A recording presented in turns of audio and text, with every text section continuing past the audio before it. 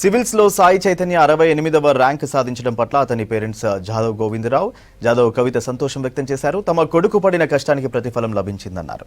ఈ ర్యాంకుతో కలెక్టర్ అవుతాడనే నమ్మకం ఉందన్నారు.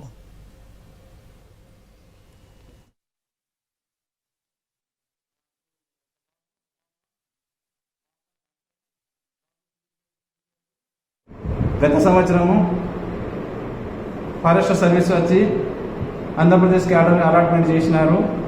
మళ్ళీ ఐఏఎస్ కోసం ప్రిపేర్ అయ్యి ఈ సంవత్సరము ఐఏఎస్ ఎగ్జామ్ రాసి 68వ ర్యాంక్ తీసుకువచ్చినాడు. బాబు కలెక్టర్ అవుతున్నారు. బాబు కష్టపడి సాధించిన ర్యాంక్ మాకు సంతోషం ఉంది. కలెక్టర్ పోస్ట్ వస్తుందని అనుకుంటున్నాం. బాబు సాయి చైతన్య జాదవ్ పాపా శృతి డాక్టర్. బాబుకు ఇవాళ విడుదలైన ర్యాంకు 68 ర్యాంక్ వచ్చింది. ఐఏఎస్ వస్తుంది. తర్వాత బాబు 10th నవోదయాలు చదివిండు. Inter Tiruchirappalli NIT. ఈ విధంగా ర్యాంక్ వచ్చినందుకు మా అందరికీ చాలా సంతోషంగా ఉంది. గ్రూప్ 1 కూడా రాసిండు, ఐఎఫ్ఎస్ కూడా దాంట్లో కూడా ర్యాంక్ వచ్చింది. కానీ లాస్ట్కి ఐఏఎస్కు ప్రిపేర్ అయితే 68 ర్యాంక్ వచ్చింది. సివిల్స్ ఫలితాల్లో ఆదిలాబాద్ జిల్లా ఉట్నూరు ఏజెన్సీ ప్రాంతానికి చెందిన సాయి చైతన్య 68వ ర్యాంక్ సాధించాడు. 6 ఏళ్ల కష్టానికి ఫలితం దక్కిందన్నాడు సాయి చైతన్య. 5 సార్లు విఫలమైనా పట్టు వదలలేదన్నారు. తల్లిదండ్రుల ప్రోత్సాహం, గురువుల ఆశీస్సులతోనే ఇది సాధ్యమైందన్నారు. తనకు ఏజెన్సీలో క్లిష్ట పరిస్థితులు తెలుసన్నారు. పేదల కోసం గవర్నమెంట్లో భాగమవుతానని అంటున్న సివిల్స్ 68వ ర్యాంకర్ సాయి చైతన్యతో Vijay Sharma face to face.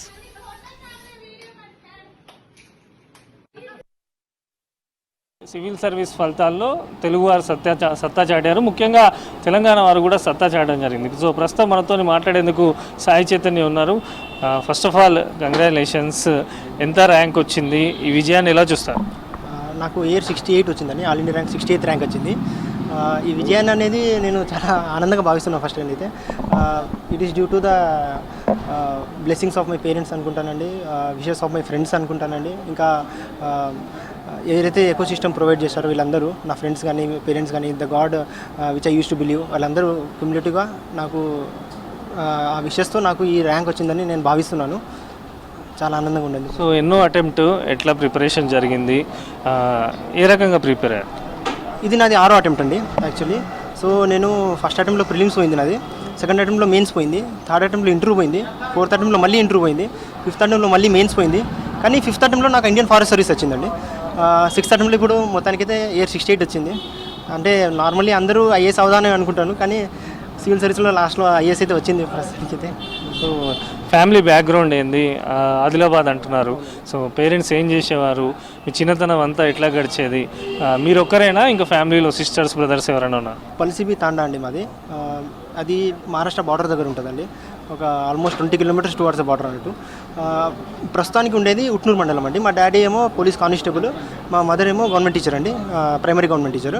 మా సిస్టర్ ఏమో ఎంబీబీఎస్ రీసెంట్లీ పాస్ అవుట్ అయింది. నేను ఎన్ఐటి త్రిచిలో బీటెక్ చేశాను. నేను స్కూలింగ్ అనేది జవహర్ నవోదయ విద్యాలయంలో అయిందండి అది, ఆదిలాబాద్ కాగజ్ నగర్లో. సో చిన్నప్పటి నుంచి యాక్చువల్లీ డాడీ కానిస్టేబుల్ కాబట్టి మా మమ్మీకి నేను 10th క్లాస్లో ఉన్నప్పుడు టీచర్ వచ్చింది. సో చిన్నప్పుడు అయితే 10th క్లాస్ వరకు మా డాడీ కానిస్టేబుల్ ఉన్నాడు కాబట్టి మా డాడీ చిన్నప్పటి నుంచి చెప్పేటోళ్ళు ఒక ఐఏఎస్ గురించి, ఒక ఐపీఎస్ గురించి. ఎప్పుడైనా డిస్ట్రిక్ట్ పేపర్, మన ఈనాడు పేపర్ చదివేటప్పుడు కూడా చూస్తూ ఉంటాం వాళ్ళు చేసిన మంచి పనులు. కానీ అంటే అది చూసినప్పుడు నేను కూడా ఇన్స్పైర్ అయ్యాను, మనం కూడా ఏదో ఒకటి చేయొచ్చు, మన సొసైటీ ఇంపాక్ట్ చేయొచ్చు అని అనిపించేది. 6th అటెంప్ట్లో ఇప్పుడు 68 ర్యాంక్ వచ్చింది. ప్రిపరేషన్ సంబంధించి, ఎందుకంటే చాలా వరకు సివిల్ సర్వెంట్ కావాలంటే మొత్తం ఫ్యామిలీని వదులుకోవాలి, మొత్తం బుక్స్ చదువుకుంటూనే ఉండాలి. ఇట్లాంటి కొన్ని మార్కెట్లో కానీ యూత్లో కానీ వినిపిస్తున్నటువంటి సిచ్యువేషన్ ఉంది. ఏం చెప్పదలుచుకుంటారు? అంటే there is no alternative to hard work అండి. సివిల్ సర్వీస్లో అయితే కాంపిటీషన్ చాలా ఉంది, హార్డ్ వర్క్ అయితే చేయాలి. అవునండి, ఇంట్లో నుంచి వదిలేసి ఇక్కడ మనం హైదరాబాద్కి వచ్చి కానీ, ఢిల్లీకి వెళ్ళి కానీ, బెంగళూరుకి వెళ్ళి కానీ ప్రిపేర్ అయితే అవ్వాల్సింది. ఒక 2 days బ్యాక్ అనేది మా కజిన్తో నేను మాట్లాడుతున్నా. వాళ్ళేమో మా ఊరికి వెళ్ళినప్పుడు అంటున్నారు, మా కజిన్స్ ఎవరైతే ఉన్నారో, నేను రావట్లేదు అంటే వాళ్ళకి తెలియదు యాక్చువల్లీ నేను ఇక్కడ ప్రిపేర్ అవుతున్నాను, ఇంత కష్టం ఉంటుంది సివిల్ సర్వీస్ అంటే, అందరినీ వదులుకొని రావాలి. కానీ there should be a balance between personal and professional life అని అనిపిస్తుంది. అంటే ఎప్పుడైనా ప్రిపేర్ అయినప్పుడు చాలా హెక్టిక్గా అనిపించినప్పుడు దే ఆర్ ద పీపుల్స్ అన్నట్టు, ఫ్రెండ్స్ కానీ, రిలేటివ్స్ కానీ, కజిన్స్ కానీ, they are the people who reduces our burden. ఎప్పుడైనా వాళ్ళతో మాట్లాడితే మనకు కూడా కొంచెం లో ఉన్నదాన్ని వాళ్ళు చెప్తారు, ఇలా కాదు, ఇంకోసారి ప్రిపేర్ అవ్వు, ఏం కాదు, ఏదో ఒక రోజు వస్తుంది అని వాళ్ళు మోటివేషన్ చేస్తే మనకు ఇది వస్తుంది. సో బ్యాలెన్స్ అయితే చేస్తూ ఉండాలి అన్నట్టు. సో ఇప్పుడు అనుకున్నది సాధించారు, ప్రజలకు సేవ చేసే అవకాశం వచ్చింది. అంటే ఆదిలాబాద్ నుంచి వచ్చారు. ఆదిలాబాద్ ముందు నుంచి కూడా కొంత వెనుకబడినటువంటి ప్రాంతం. ఎట్లాంటి సేవ చేద్దాం అనుకుంటున్నారు? మీ మైండ్లో ఎటువంటి థాట్స్ ఉన్నాయి? అవునండి, నేను ఆదిలాబాద్ డిస్ట్రిక్ట్ నుంచి వచ్చాను. నేను చిన్నప్పటి నుంచి నాది 6th క్లాస్లో నేను నవోదయ జాయిన్ అయ్యాను.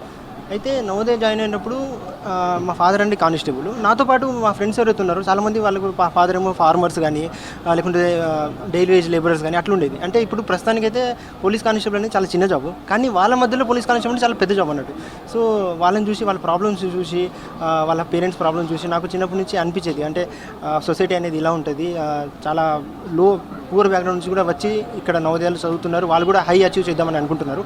సో అలాంటి ఎడ్యుకేషన్ వైపు కూడా నేను వర్క్ చేద్దామని అనుకుంటున్నాను. సెకండ్లీ, నేను ట్రైబల్ ఏరియా నుంచి వచ్చానండి. మాది ఏజెన్సీ ప్రాంతం యాక్చువల్లీ, మా మమ్మీది మా డాడీది, నేను ఉండే ఊరు కూడా ఇప్పుడు.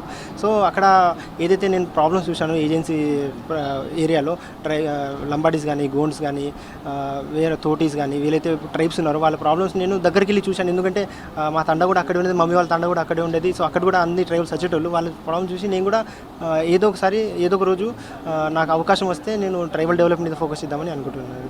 సో ఫైనల్గా ఏమంటున్నారు పేరెంట్స్ కానీ అందరూ ఏమంటున్నారు ఈ రిజల్ట్ చూసి? ఫస్ట్ నాది నేనే బిలీవ్ కాలేదు ఈ రిజల్ట్ వస్తుందని. 868 వస్తుందని మరోవర్, ఎందుకంటే 5 times ఫెయిల్ అయ్యానండి. 5 times ఫెయిల్ నుంచి డైరెక్ట్ 868 అనేది కొంచెం టైం పడుతుంది నాకు కూడా అది బిలీవ్ చేయడానికి. కానీ మా ఫాదర్కి వెంటనే ఎప్పుడైతే చెప్పానో చాలా ఆనందంగా ఉన్నాడు. మా ఫాదర్ యాక్చువల్లీ నిజామాబాద్లో వర్క్ చేస్తున్నాడు ఇప్పుడు. అక్కడ చెప్తే ఇక నాకు 868 వచ్చిందంటే చాలా